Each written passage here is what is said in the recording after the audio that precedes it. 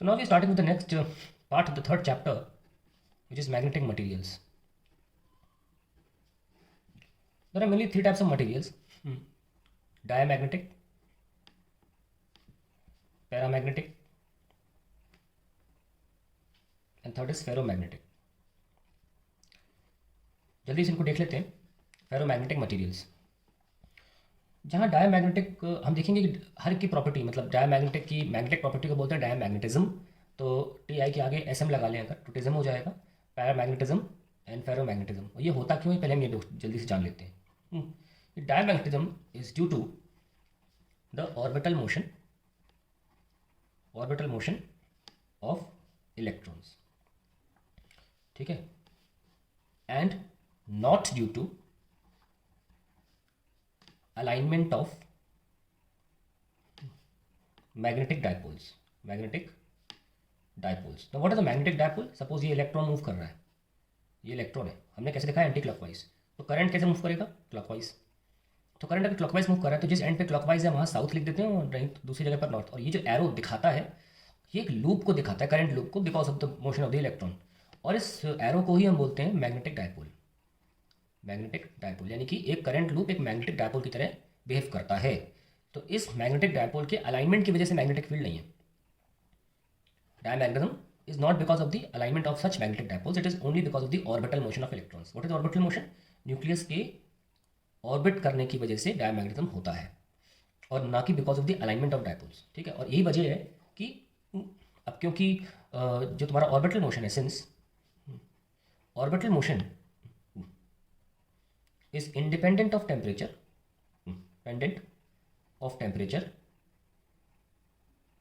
diamagnetism does not depend on temperature, does not get affected by temperature. तो किसी भी टिज्म को दिखाने का एक पैरामीटर होता है जिसके बारे में हम डेफिनेशन बाद में दे देंगे आपको, और वो होता है ससेप्टिबिलिटी. ताकि यहीं पे ग्राफ की बात हो जाएगी थोड़ी इसके लिए. ससेप्टिबिलिटी दिखाता है कि कोई किसी ने डायमैग्नेटिज्म या पैरामैग्नेटिज्म या फेरोमैग्नेटिज्म अटेन कर लिया. ससेप्टिबिलिटी का अगर हम ग्राफ बनाएंगे आपके टेम्परेचर के साथ तो वो स्ट्रेट लाइन आएगा. यानी कि ये दर्शाता है कि डायमैग्नेटिज्म की susceptibility is independent of temperature. यानी क्योंकि ससेप्टिबिलिटी तरह से मेजर ऑफ एनी टिज्म होता है, इसलिए स्ट्रेट लाइन बनेगा. तो हमने इतने से पेज में डायमैग्नेटिक मटेरियल में क्या सीख लिया कि एक तो ये ऑर्बिटल मोशन की वजह से होता है, अलाइनमेंट ऑफ मैग्नेटिक डायपोल्स की वजह से नहीं होता. इसलिए टेम्परेचर कम या ज़्यादा करने की वजह से एक डायमैग्नेटिक मटेरियल की ससेप्टिबिलिटी या खुद डायमैग्नेटिज्म में कोई फर्क नहीं पड़ेगा. नो, डायमैग्नेटिक मटेरियल्स के बारे में कुछ और भी देख लेते हैं कि अगर कोई डायमैग्नेटिक मटेरियल है तो वो एक्सटर्नल मैग्नेटिक फील्ड को ऐसे रिपेल करेगा. रिपेल करने का मतलब ये है कि अगर यहाँ से जो भी पोलैरिटी हो गई है यहाँ वो सेम पोलैरिटी अटेन कर लेगा. जैसे अगर यहाँ नॉर्थ है तो यहाँ पे भी नॉर्थ आ जाएगा और यहाँ पे साउथ आ जाएगा क्योंकि ये रिपेल कर रहा है. लेकिन ऐसा नहीं होता कि सारी फील्ड लाइंस बाहर से निकलेंगी, एक आध चली जाएगी बीच से भी. यानी कि इसका म्यू जो है वो जीरो से तो ज़्यादा ही है. जब म्यू जीरो हो जाता है तो परफेक्ट डायमैग्नेटिज्म बोलते हैं. क्या बोलते हैं? Perfect diamagnetism. और ये सुपर कंडक्टर में होता है ऐसा. ठीक है. और ये तब भी होता है जब बहुत लो टेम्परेचर हो, at low temperatures, very low temperatures, like -150 degree C क्या से भी नीचे. तो ये आपकी मैग्नेटिक फील्ड लाइंस होंगी अराउंड अ डायमैग्नेटिक मटेरियल. हाँ, तो हमने एक चीज़ और देखी कि म्यू जो होता है इसका जीरो से ज़्यादा होता है पर 1 से कम. जीरो भी हो सकता है परफेक्ट डायमैग्नेटिज्म में, पर ये म्यू की वैल्यू होती है डायमैग्नेटिक मटेरियल्स की. अब बात करते हैं हम पैरामैग्नेटिक मटेरियल्स के बारे में. कुछ एग्जाम्पल्स भी ले लेते हैं इनके. Water, bismuth, antimony. और क्योंकि ये वही पोलैरिटी अटेन कर लेते हैं इसका मतलब ये रिपेल करते हैं पर बहुत कमज़ोर से, weekly repel by external magnetic field. अब बात करते हैं पैरामैग्नेटिक मटेरियल्स की. अब मैं जिन मैग्नेटिक डायपोल्स की बात कर रहा था वो एक पैरामैग्नेटिक मटेरियल में होते हैं. यानी कि मान लीजिए ये करंट लूप है तो ये मैग्नेटिक डायपोल होगा. एक करंट लूप ऐसे मान लो ऐसे हो गया तो ये मैग्नेटिक डायपोल हो गया. एक ऐसे हो गया तो ये ऐसे इस तरीके से बहुत सारे मैग्नेटिक डायपोल हम बना सकते हैं. हम अक्सर सिर्फ एरो से दिखाते हैं और एरो का मतलब होता है करंट लूप. ओके. सो ये रैंडमली ओरिएंटेड है डायपोल्स, रैंडमली ओरिएंटेड. पर जैसे ही कोई एक्सटर्नल फील्ड आती है, मैग्नेटिक फील्ड भी, तो ये उसकी दिशा में अलाइन हो जाते हैं। ये आपने इलेक्ट्रिक फील्ड वाले चैप्टर में भी देखा होगा। बिल्कुल उस तरीके से अगर मैग्नेटिक फील्ड है नॉर्थ से साउथ और डायपोल जो होता है वो साउथ से नॉर्थ होता है, तो ऑब्वियसली नॉर्थ एंड जो है वो साउथ के सामने ही तो अलाइन होगा। तो यानी कि we can see that in paramagnetic materials the magnetic dipoles align themselves in the direction of applied field of applied magnetic field। और इससे अल्टीमेटली क्या कंक्लूजन निकलता है कि ये अट्रैक्ट होते हैं एक्सटर्नल फील्ड की तरफ, क्योंकि यहाँ नॉर्थ या साउथ है पर weakly, hence they are weakly attracted towards the external magnetic field. तो मैं बना लेता हूँ, सारे के सारे अलाइन हो जाएंगे। ओके, लेकिन अलाइनमेंट उतना अच्छा नहीं होता है। However the alignment is not very large and due to thermal agitation, हर मटेरियल में अंदर टेम्परेचर तो होता ही है, agitation, the alignment gets repeatedly disrupted. तो टेम्परेचर कम अगर किया जाए तो अलाइनमेंट बेटर हो जाएगा। Hence for paramagnetic materials the alignment is improved at low temperatures. ठीक है, सो अगर हम डिज़ाइन बनाना चाहें तो ऐसे होगा। ठीक है, सारी तो नहीं निकाल पाएगा अपने अंदर से, लेकिन काफ़ी हद तक थोड़ा अट्रैक्ट सा करेगा अपनी तरफ मैग्नेटिक फील्ड लाइंस को, तो हम कह सकते हैं वीकली अट्रैक्टेड। और पोलैरिटी जो होगी वो नॉर्थ है तो यहाँ साउथ, और यहाँ पे नॉर्थ साउथ, इस तरीके से होगी। अब कुछ एग्जांपल्स देख लेते हैं इसके, which are platinum, aluminium, manganese, ये सब कुछ एग्जांपल्स हैं। जैसा कि मैंने कहा, किसी भी मटेरियल का कुछ बनना, या तो पैरामैग्नेटिक बनना होना, या पैरामैग्नेटिज्म बिहेवियर दिखाना, या डायमैग्नेटिज्म बिहेवियर दिखाना, वो बिहेवियर कितना बेहतर दिखा पा रहा है उसका मेजर ही ससेप्टेबिलिटी होता है। इसकी ऑफिशियल परिभाषा थोड़ी देर में आएगी, लेकिन जो पता चल चुका है कि टेम्परेचर बढ़ाने से इसका वो बिहेवियर कमज़ोर हो जाता है, तो ससेप्टेबिलिटी का टेम्परेचर से इन्वर्स रिलेशन होता है। ससेप्टेबिलिटी का, मैग्नेटिक ससेप्टेबिलिटी का टेम्परेचर से इन्वर्स रिलेशन है, और XM is equals to C/T, and this Curie's, C is known as Curie's constant. ठीक है, तो ये हमारे पास पैरामैग्नेटिक की जाए तो कुछ बातें थी, और ध्यान से सुने कि इसका जो म्यू होता है वो ग्रेटर देन 1 होता है, but very slightly greater than 1 material का, we are talking about the relative one, very slightly greater than 1। Now the next material comes, is ferromagnetic material.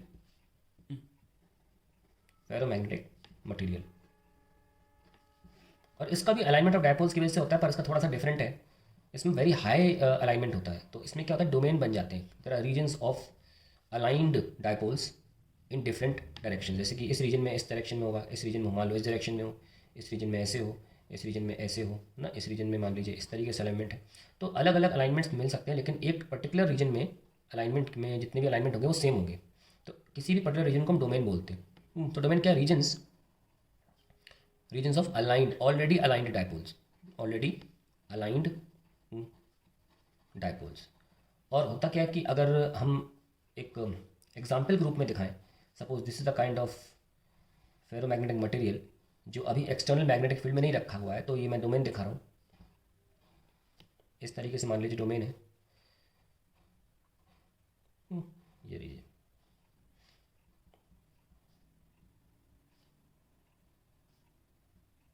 तो क्या होगा कि अगर मैं एक्सटर्नल मैग्नेटिक फील्ड लगाऊं, तो जो भी डायरेक्शन में होगा वो डोमिनेट करेगा, और बाकी जो होंगे वो कमज़ोर होते चले जाएंगे। ठीक है, सो अल्टीमेटली जो डायग्राम बनेगा कुछ ऐसा सा होगा कि आपका ऐसे रख लीजिए, ये तो इस तरफ ही रहेंगे, ये थोड़े ऐसे हो जाएंगे, ये थोड़े ऐसे हो जाएंगे, और ये थोड़े से ऐसे रहेंगे। ये मतलब ये पार्ट छोटा हो जाना चाहिए था। So this is the kind of, ये मतलब हल्का सा इस तरफ हो जाएगा, ये ऐसे हो जाएगा, ये अपोजिट, पर this portion will become lesser in size, this portion will dominate. मैंने ये दोनों बराबर साइज़ के बना दिए, हालांकि ऐसा नहीं होना चाहिए था। तो होता क्या है इनमें अल्टीमेटली कि जब एक्सटर्नल फील्ड आप लगाते हैं on applying external magnetic field, the dipoles in domains align themselves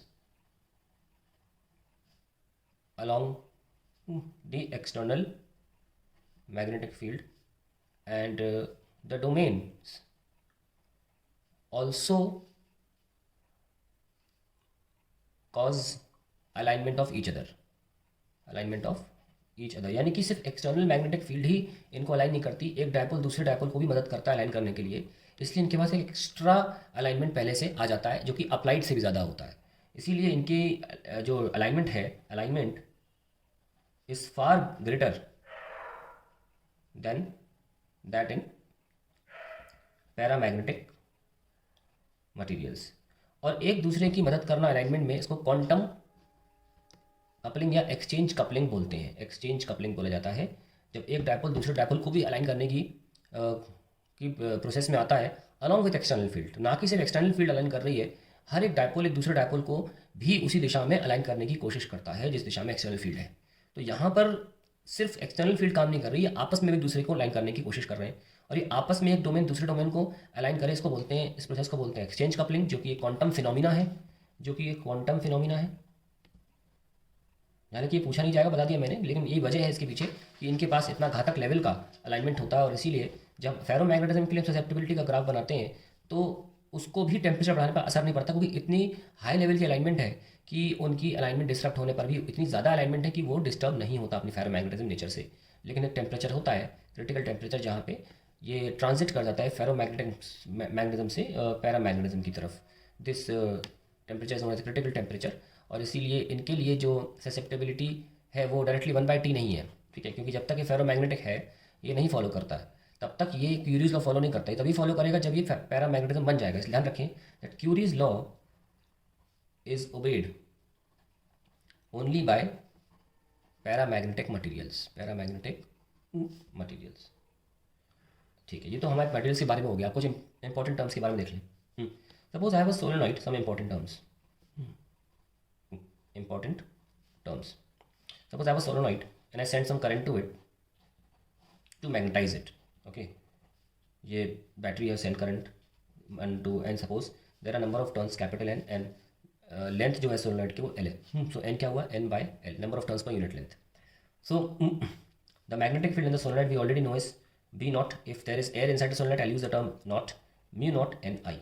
ये जो एन आई है इसको हम बोलते हैं एच फील्ड, इसको एच से दिखाते हैं, can also call it H field. और डिफाइन कैसे कर सकते हैं, that it is the magnetizing field, magnetizing field defined as the current sent per unit length of solenoid to magnetize it, ठीक है। तो एच फील्ड हो गई, ये मैग्नेटाइज करने के लिए होती है। और नोटिस करें तो बी नॉट क्या हो जाएगा, म्यू नॉट एच हो जाएगा। तो अगर एयर की बात करें तो B naught by H will be mu naught, ध्यान रखिएगा इसका। अब हम बात करते हैं, सपोज हमने कोई मटेरियल डाल दिया इसके अंदर, या सिर्फ मटेरियल ही ले लेते हैं एक। सपोज हमने कोई मटेरियल ले लिया, मैग्नेटिक मटेरियल, और उसको हमने मैग्नेटिक फील्ड दी।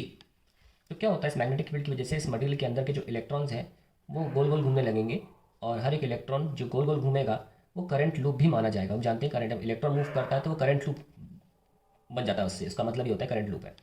ये सारे करंट लूप्स मिलके क्या करते हैं, एक बहुत सारा करंट बनाते हैं। मान लीजिए इसमें आई है, इसमें आई है, तो बहुत सारे करंट लूप मिलके बनाते हैं एक करंट, टोटल करंट, जिस कॉल्ड मैग्नेटाइजिंग करंट। क्या बोलते हैं इसको, मैग्नेटाइजिंग करंट।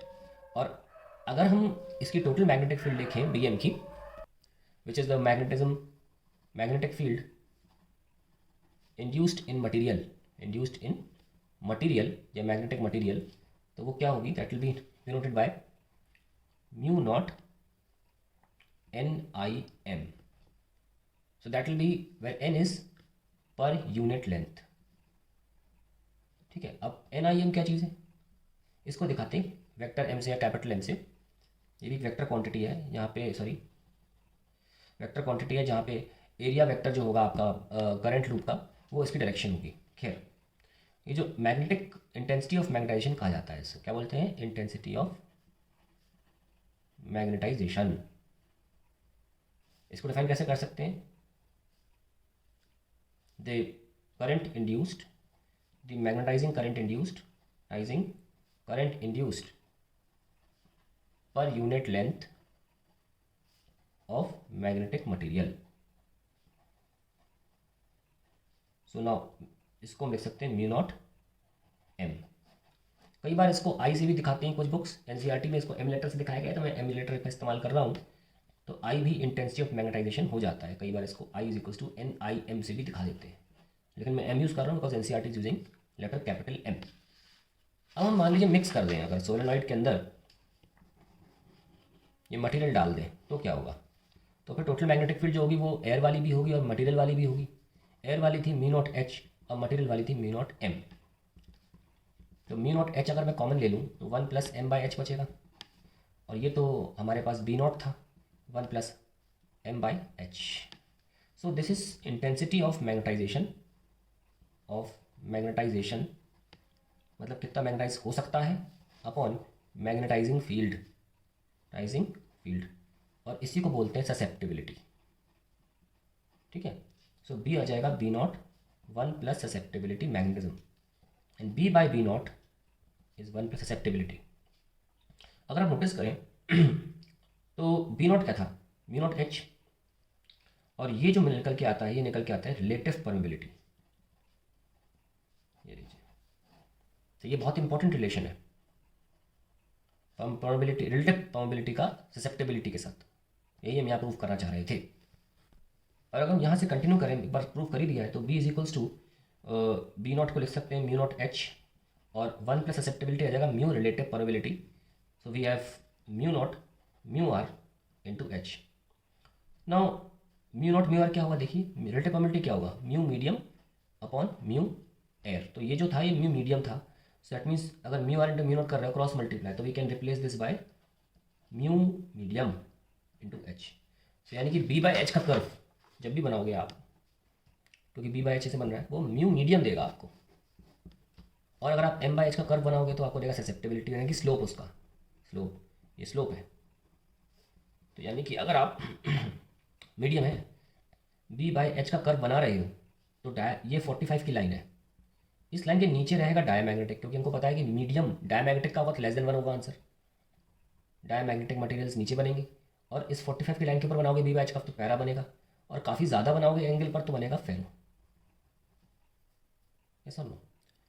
अब बात करते हैं हम ससेप्टिबिलिटी, रिलेटिव परमिबिलिटी की बात करें तो 1 + ससेप्टिबिलिटी निकल के आ रहा है, और रिलेटिव क्या होता है, mu medium upon mu naught is equals to 1 + susceptibility. ना अगर मैं डाया की बात करूँ तो उसका म्यू मीडियम जो है वो <1 है, <1 होने की वजह से,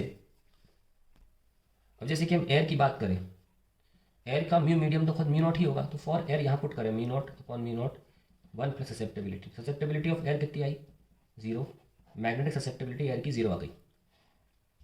और अगर जितने भी मटेरियल्स डायमैग्नेटिक हैं जो एयर से कम है, उनकी ससेप्टिबिलिटी क्या आएगी, नेगेटिव। तो ध्यान रखें एयर की 0 है, और बाकी जितने भी मैग्नेटिक मटेरियल्स हैं उनकी ससेप्टिबिलिटी नेगेटिव आती है। पैरामैग्नेटिक जो होता है मटेरियल, उसका म्यू मीडियम एयर से ज़्यादा होता है। तो मेन मुद्दा यहाँ पे एयर की परमिबिलिटी है। Susceptibility of paramagnetic materials is slightly greater than 1 and ferromagnetic materials of ferro is very greater than 1। तो अगर ससेप्टिबिलिटी का कर्व बनाना चाहें हम, मतलब m वर्सेज h, तो अगर नेगेटिव बनाएंगे तो इसका मतलब होगा ये डायमैग्नेटिक मटेरियल के लिए बनाया जा रहा है। थोड़ा कम एंगल का बनाएंगे तो पैरा, और काफ़ी ज़्यादा एंगल का बनाएंगे तो फेरो। तो ये ससेप्टिबिलिटी कर्व्स हो गए। तो सारे कर्व्स हमने देख लिए, बी वर्सेज एच भी देख लिया और एम वर्सेज एच भी कर्व देख लिया, और इस चैप्टर में कुछ बचा है नहीं बताने के लिए, सारे कर्व्स भी हो गए और मैग्नेटिक मटेरियल्स भी हो गए। एक छोटा सा पार्ट रह जाता है, दैट इज हिस्टेरेसिस कर्व, और उसमें भी हम ऐसे से एम वर्सेज एच ही कर्व बना रहे होते हैं। आप चाहें तो बी वर्सेज एच भी बना सकते हैं।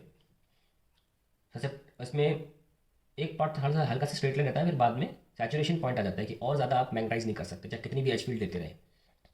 अब क्योंकि ये कर्व सिर्फ फेरोमैग्नेटिक मटेरियल के लिए बनता है, ठीक है, तो जो पहले से ही काफ़ी उनके पास मैग्नेटिज्म अलाइनमेंट ऑफ डायपोज होती है, जितना आप एच फील्ड दे रहे हैं उसकी वजह से उसमें मैग्नेटिज्म नहीं आता, वो एक्सचेंज कपलिंग की वजह से भी एक्स्ट्रा आता है। इसलिए जब आप उसे रिवर्स करते हो फील्ड को तो वो पूरी तरह से डीमैग्नेटाइज नहीं होता, थोड़ा और एक्स्ट्रा देना पड़ता है तब डीमैग्नेटाइज होता है। फिर आप फिर से उसे अपोजिट दिशा में मैग्नेटाइज करते हो, फिर डीमैग्नेटाइज करते हो, पूरा डीमैग्नेटाइज होता नहीं है, थोड़ा एच फील्ड एक्स्ट्रा देने पर होता है, और फिर ये हो गया। तो एक साइकिल सी बन जाती है, और एक्स्ट्रा फील्ड देने के चक्कर में एक लूप सा बन जाता है, इसी को बोलते हैं हिस्टैरिसीस लूप, जिसमें ये जो पोर्शन रह जाता है, ये पार्ट, इसको बोलते हैं retentivity, which is nothing but residual magnetism, we also call it residual magnetism. और ये जो पार्ट है इसे हम बोलते हैं कोअर्सिविटी, कोअर्सिविटी। और ये जो लूप है, loop area, it gives us the measure of the energy loss in a cycle of magnetization and demagnetization of the specimen. जैसे कि अक्सर ट्रांसफार्मर में बार बार ईएम इलेक्ट्रो ऑल्टरनेटिंग करंट की वजह से जो कोर है वो बार बार मैग्नेटाइज और डीमैग्नेटाइज होता रहता है, मैग्नेटाइज फिर डीमैग्नेटाइज। तो यहाँ पे हिस्टेरिसिस होता है और लॉस उसकी वजह से हो रहा होता है। इसको मिनिमाइज कैसे कर सकते हैं? अगर आप लूप का एरिया कम कर सकें तो आप इसको मिनिमाइज कर पाएंगे। यानी कि आप चाहते हैं कि आपकी कोअर्सिविटी और रिटेंटिविटी दोनों पतली हों, और इसके लिए आपको फेरोमैग्नेटिक मटेरियल, जिसमें कि सॉफ्ट आयरन मटेरियल होता है, वो यूज़ करना पड़ता है, जिसकी रिटेंटिविटी और कोअर्सिविटी दोनों कम होती हैं। तो बस यही क्वेश्चन पूछा सकता है कि टेम्प्रेरी या इलेक्ट्रोमैग्नेट बनाने के लिए आप कैसे मटेरियल का इस्तेमाल करेंगे, और उसका आंसर होता है कि material which have low coercivity and retentivity, दूसरा हाई परमेबिलिटी। तो ऐसे मटेरियल्स आप इस्तेमाल करेंगे। हालांकि मैं शायद एक डेफिनेशन भी भूल गया बताना। परमेबिलिटी का मतलब होता है the measure of the conductance of medium to allow magnetic field lines to pass through it, to pass through it। ये है परमिबिलिटी का मतलब। ससेप्टिबिलिटी का मतलब क्या होगा? या तो लिख सकते हैं it is a ratio of intensity of magnetization to magnetizing field, और फिजिकल मीनिंग लिख सकते हैं it is the ease with which a specimen can be magnetized. तो ये खत्म हो जाता है यहाँ पे। So now students we are starting with earth magnetism, ठीक है। और इसमें हम कुछ इंपॉर्टेंट चीज़ें पढ़ेंगे, जैसे कि अर्थ मैग्नेटिज्म होती कैसे है। हालांकि इसका कोई गारंटीड आंसर नहीं, बट जो सबसे क्लोजेस्ट है उसको बताएंगे आपको। Earth magnetism. दूसरा हम पढ़ेंगे magnetic elements of the earth, magnetic elements of earth. ये कौन कौन से होते हैं? पहला होता है horizontal component of earth's magnetic field, horizontal component of earth's magnetic field, पहला। दूसरा होता है एंगल ऑफ डिप, और तीसरा होता है angle of declination, angle of declination. कई बार एंगल ऑफ डिप को बोल देते हैं एंगल ऑफ इंक्लिनेशन भी बोल देते हैं, एंगल ऑफ डेक्लिनेशन और एंगल ऑफ इंक्लिनेशन, ठीक है। डेक्लिनेशन हो गया। तीसरी चीज़ जो हम पढ़ेंगे मैग्नेटिक मेरिडियंस क्या होते हैं, मैग्नेटिक मेरिडियन क्या होता है, और ज्योग्राफिक मेरिडियन क्या होता है, ठीक है। बस इतना काफ़ी है, हमारा गेम ओवर, और मैग्नेटिज्म हमेशा की समाप्त। अब हम जरा एक एक पॉइंट को साथ साथ ले लेते हैं। चलिए अब शुरू करते हैं अर्थ मैग्नेटिज्म। अर्थ मैग्नेटिज्म हमारी ये धरती माँ है, ठीक है। ये किसी एक्सिस पे रोटेट करती है। कहते हैं कि एक्सिस टिल्टेड होता है, पर गोल चीज़ है, कैसी भी देख लो, है ना। सर टेढ़ा पे देख लो, पर अक्सर किताबों में इसीलिए स्ट्रेट एक्सिस को वो लोग एक्सिस ऑफ रोटेशन दिखा देते हैं। ये एक्सिस रोटेशन है। और जो हमारा जो लावा अंदर जो कोर में लिक्विड स्टेट में हो चुका है, हाई टेम्परेचर वैसे पिघला हुआ आयरन है, इतने हाई टेम्परेचर पे कि वो आयोनाइज्ड है। जो आयोनाइज्ड होते हैं वो चार्ज पार्टिकल्स होते हैं, और वो रोटेट करते हैं ऐसे, ठीक है। ऐसे रोटेट करते हैं, पॉजिटिव चार्ज पार्टिकल एक ऐसे आयन का रोटेट करता है, और इसलिए हमें यहाँ मिल जाता है इसके ऐसे करंट लूप जब जैसे रोटेट करता है ना, तो we get a corresponding magnetic field. So hence we got a corresponding magnetic field. ध्यान रखना। तो ये जानने के बाद अब आप वीडियो देखिए। Now as you can see the rotation of the earth. ये जो आप एक्सिस देख रहे हैं, ये है एक्सिस ऑफ रोटेशन अर्थ का। और अब अर्थ को मैं खोखला करके दिखाऊंगा कि अंदर कैसे उसमें लावा जो मोल्टन फॉर्म में आयरन अलॉय है वो टेढ़ा रोटेट कर रहा होता है, ठीक है। और लावा टेढ़ा कर रहा होता है, अर्थ ऐसे जैसे एक्सिस ऑफ रोटेशन अर्थ का वो अलग है, और जो लावा है वो अलग टिल्टेड फॉर्म में थोड़ा सा रोटेट कर रहा होता है अंदर, जिसकी वजह से मैग्नेट है वो टिल्टेड होता है।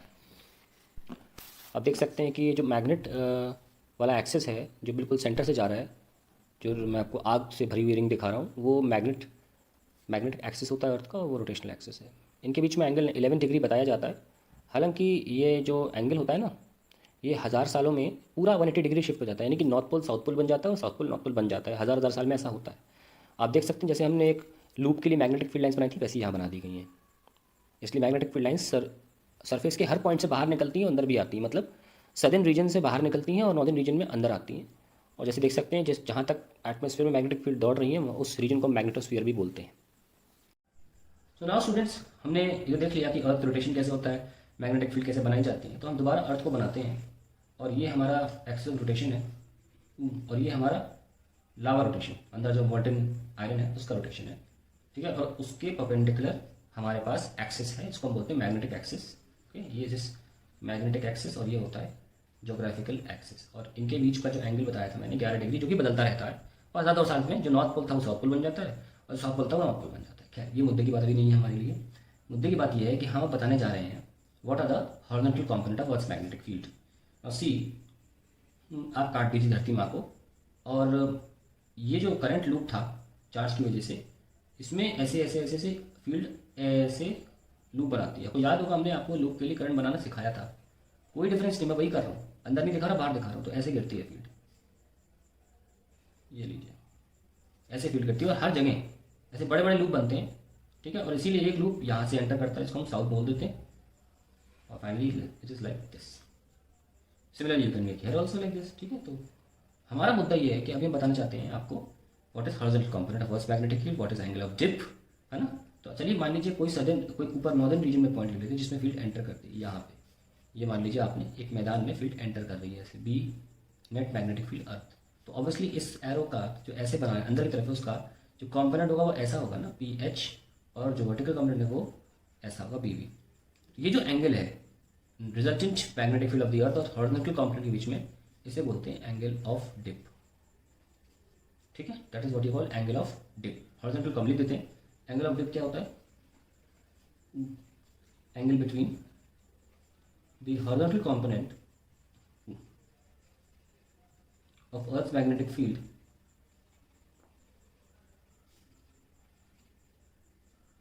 and resultant magnetic field of Earth, magnetic field of Earth। तो ये हमारा एंगल ऑफ डिप कहलाता है, ठीक है। और हमने BH तो दिखाई दिया। आप नोटिस करेंगे कि अगर मैं सदर्न रीजन की बात करता तो फील्ड बाहर आ रही होती, BH ऐसे होता और BV ऐसे होता। अभी अंदर आ रहा है तो BH ऐसे है और BV ऐसे। आप देख सकते हैं कि BH हमेशा सरफेस पे ही ट्रैवल करता रहेगा ना, सरफेस पे ट्रैवल करता रहेगा। कहाँ से? South to north. तो याद रखना BH जो होता है वो साउथ टू नॉर्थ होता है, ठीक है। अब हम बात करने जा रहे हैं मैग्नेटिक मेरिडियंस की, लेकिन हाँ सॉरी, इसके पहले आप एनिमेशन देखिए इसका, ठीक है, BH और डेल्टा का। चलिए तो सीधा animation.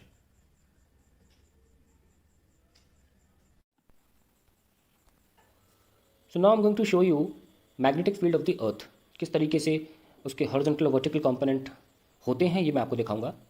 Always remember the earth is rotating on its axis of rotation. मैं आपको सिर्फ रोटेशन ऑफ लावा दिखा रहा हूँ इतनी देर से। खैर, this point P is in the northern region, है ना, ऊपर की तरफ है। हमको पता है नीचे से ऊपर मैग्नेटिक फील्ड आती है। ये देखो मैग्नेटिक फील्ड जो मैं BE लिखा हूँ, ये नेट मैग्नेटिक फील्ड है जो एक पॉइंट P पर अंदर एंटर कर रही है। तो ये हॉरिजॉन्टल से एंगल क्या बना रही, थीटा, और वर्टिकल भी दिखा रहे हैं। नॉर्दर्न रीजन में फील्ड एंटर करती है अंदर और सदर्न रीजन से बाहर निकलती है।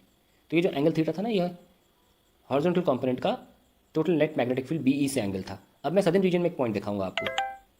सदर्न रीजन में ये देखिए एक रेड पॉइंट आएगा अभी, जो साउथ रीजन में होगा।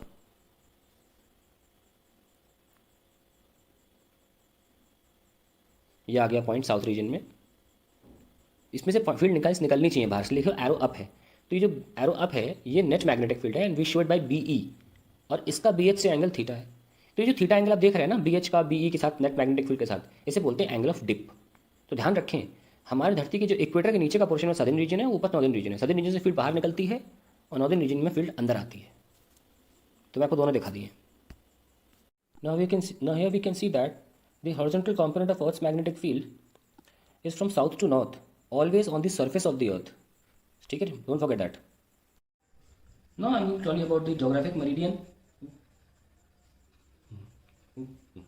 and magnetic meridian. Magnetic meridian of the अर्थ।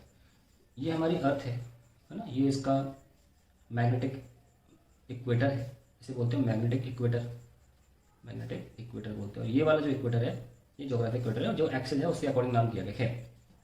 मान लीजिए हमने एक पॉइंट पी ले लिया हमारी चॉइस का, जहाँ पे हम निकालना चाहते हैं, मतलब हम मैग्नेटिक मेरिडियन डिफाइन करना चाहते हैं। तो ये जो हमारा एक्सिस है, ये शुरू से एक्सिस रोटेशन जो है वो शुरू से ज्योग्राफिक मेरिडियन, ज्योग्राफिक एक्सिस लेके चल रहे हैं, ज्योग्राफिक एक्सिस है सॉरी। अब ज्योग्राफिक मेरिडियन क्या होगा देखना, ये एक्सिस और ये पॉइंट जिस प्लेन पे एग्जिस्ट करती हूँ उन्हें बोलते हैं ज्योग्राफिक मेरिडियन। तो एक प्लेन बना लो, देखो ये एक्सिस भी आ गया जो बीच से काट दे धरती को, और पॉइंट भी आना चाहिए उस प्लेन पर, पूरा पॉइंट आना चाहिए बिल्कुल प्लेन के ऊपर। तो ये हमारा जो सामने बनाया जा रहा है आपके, इसको बोलते हैं ज्योग्राफिक मेरिडियन। परिभाषा क्या है इसकी, what is geographic meridian? The plane containing the point of interest and geographic axis, ये होता है ज्योग्राफिक मेरिडियन। ठीक है, अब आते हैं मैग्नेटिक मेरिडियन की बारी। क्या होती है, what is magnetic meridian? The plane containing, अब देखो वो जो एक्सिस है थोड़ा 11 डिग्री पर टिल्टेड है ना ऐसे, तो वो एक्सिस और ये पॉइंट जिस प्लेन पर लाई करते हो उस प्लेन को मैग्नेटिक मेरिडियन बोलते हैं। अब इस ग्राफ को बनाना, इस डायग्राम बनाना थोड़ा सा मुश्किल हो रहा है, तो मैं आपको इसे एनिमेशन से दिखाता हूँ। तो बस लिख देता हूँ, the plane containing the point of interest and magnetic axis. तो अब देखिए यहाँ बनाना मुश्किल हो गया है ना, अब टेढ़ा बनाएंगे अजीब सा लगेगा, तो ये प्रॉब्लम है, इसीलिए मैं एनिमेशन यूज़ कर रहा हूँ। तो ये बहुत इंपॉर्टेंट है कि एनिमेशन के थ्रू आप ज्योग्राफी और मैग्नेटिक मेरिडियन देखें। So you can start.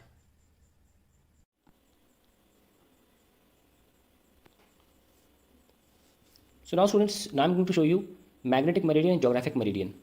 ये पॉइंट के बेसिस पर होते हैं, आप कोई भी पॉइंट सेलेक्ट कर लीजिए, वो पॉइंट और वो एक्सिस जिसकी बात कर रहे हैं, ये भी कौन सा एक्सिस है, ये ज्योग्राफिक एक्सिस है जिसके अबाउट अर्थ रोटेट करती है। तो पॉइंट और ज्योग्राफिक एक्सिस जिस प्लेन पर लाई करते हैं उसे बोलते हैं ज्योग्राफिक मेरिडियन। अब धीरे से पीछे ब्लू कलर का मैंने मैग्नेटिक एक्सिस ले आया हूँ। ठीक है, तो ये जो बनाया है ब्लैकिश कलर का, ये ज्योग्राफिक मेरिडियन है, क्योंकि ये पॉइंट आपका पॉइंट जिस पर आप खड़े हो, ये जो पॉइंट सेलेक्ट कर रहे हो और एक्सिस रोटेशन को उस पर लाई करता है, ये तो ज्योग्राफिक मेरिडियन है। Now here we will see a magnetic meridian, ये आ गया मैग्नेटिक मेरिडियन रेड कलर का। ये पॉइंट, यही पॉइंट और मैग्नेटिक एक्सिस जिस प्लेन पे लाई करेगा हम उसे बोलते हैं magnetic meridian. Now we will talk about the very important term called angle of declination. Angle of declination. परिभाषा क्या है? The angle between magnetic meridian and geographic meridian. इन दो के बीच में जो एंगल होगा वो एंगल ऑफ डेक्लिनेशन कहलाएगा। अब आप इसको देखिए वीडियो से।